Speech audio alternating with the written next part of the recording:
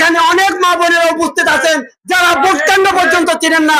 আর সেই ভোটের ব্যবস্থা যেহেতু হয়েছে, আগামী ফেব্রুয়ারিতে নির্বাচন হবে, আমাদের বাংলাদেশ জাতীয়তাবাদী দলের একমাত্র প্রার্থী জনাব আবুল কালাম দানের শীষ প্রতীক পেয়েছে।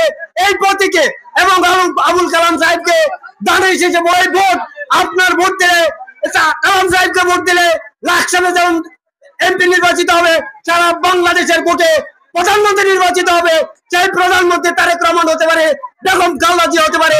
বেগম খালেদা জিয়া আজকে এই বৃদ্ধ বয়সে অসুস্থ অবস্থায় দলকে যেভাবে আমাদেরকে আঁকড়ে ধরে রেখেছে, খালেদা জিয়ার নেতৃত্বের প্রতি আমরা যেভাবে আস্থাশীল হয়ে আজকে ঐক্যবদ্ধ হয়েছি, আমরা এই গ্রামে এসেছি, একসাথে হয়েছি।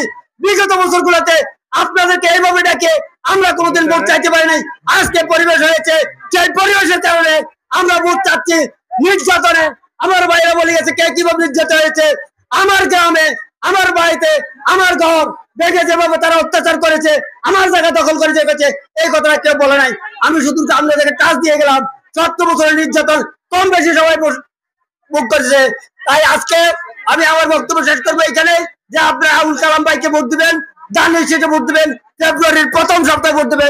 তারুণদের অহংকার, তারেক রহমান জিন্দাবাদ। আগামীর ভোট হোক দানের শীষের পক্ষে।